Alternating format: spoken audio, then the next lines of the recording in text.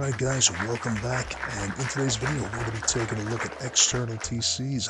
I've been playing this now for like 6 years, and I'm just now learning recently how these mechanics actually work. So I used to think that the trick behind the external TCs was getting them as close as possible to the initial TC. So each one of these gatehouses represents that distance, meaning the closest distance that I could place an external TC relative to the initial TC I have here. In this little example with a little 2x1. Wow! And so as it turns out, guys, that is totally incorrect. The distance between the TCs really has nothing to do with the coverage that you could potentially get. Let's go ahead and I'm going to show you guys what I was thinking prior, and then for comparison, I'll show you how it actually works. So, for example, if I were to remove this TC, let's say I'm a raider and I want to place my own TC. Obviously, if I'm able to do that, I get building privilege, and I can pick up deployables and stuff like that. So we want to avoid that. So what I would do is I would, let's say, build an external TC, and obviously, as you guys may know, you got to create some kind of a separation there, because if it's attached, it'll just be part of this initial TC, so we don't want that. So we're just creating a little bit of a separation, and we're going out as far as we can. Wow. Just to see when the game will let us place another TC, which happens to be like right around here. If I go to the line, as you can see, it's a little bit too close, so I'm going back a little bit further from that, and that's the closest I can place a secondary TC. Now again, guys, that doesn't matter, as it turns out, but initially I thought, okay, you know what, one TC, I don't seem to be getting much coverage there, so let's see what happens if we did two. Now, just on a side note here, guys, if you want to build straight out from a 2-square foundation like this, and you may already know this, but for those of you that don't, you might find it helpful. The half wheel, which you hear a lot of guys explaining, use the half wheel. That's what they're doing, is they're just, oftentimes is that they're getting perfect centered there. Woo! So again, to build a perfect center out from the 2-square foundations, if you didn't know how to do that, you use a half wheel. Again, you want to create separation like we did over there. And I'm just going to go straight out now until the system will let me place the closest TC, Wow. which happens to be right about there. Woo!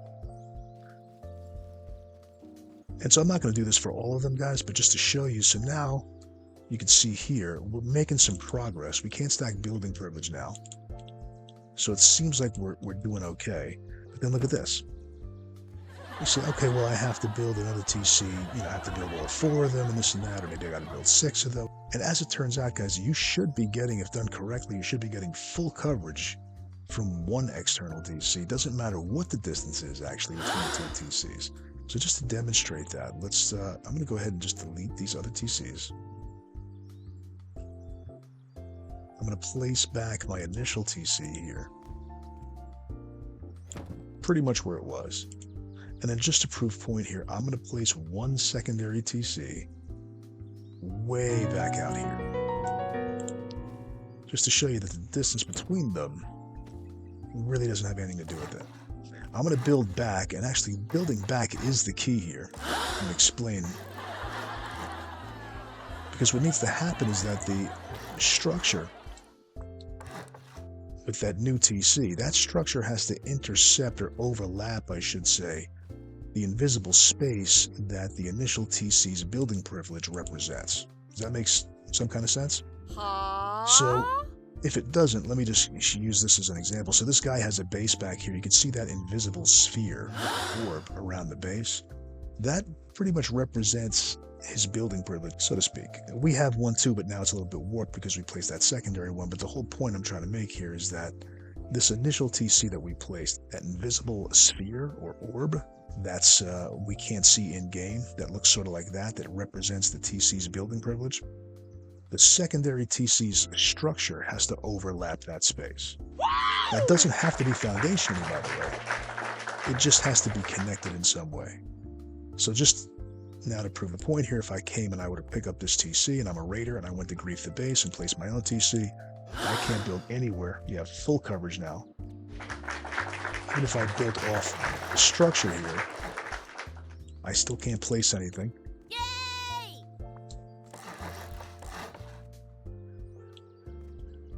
completely protected.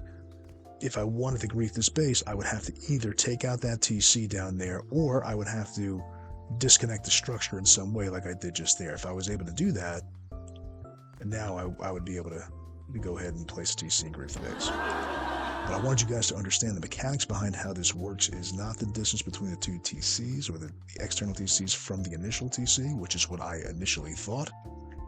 It's actually whether or not the new structure intercepts or overlaps the invisible space that represents the building privilege of the initial TC.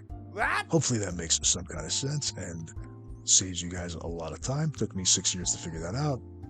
And yeah, I might be a little bit slow, but for those of you that are new, I don't want it to take any kind of time for you to figure it out, so hopefully this video was of some help to you. By the way, in the next video, we're going to be taking a look at disconnectable TCs, because now that you guys understand the basic mechanics regarding external TCs, now disconnecting them will make a lot more sense, and we're going to be doing that on a whole new level. I have something very special planned for you guys in the near future, so make sure to like and subscribe, and we'll see you next time right here on Aging Rust Addict.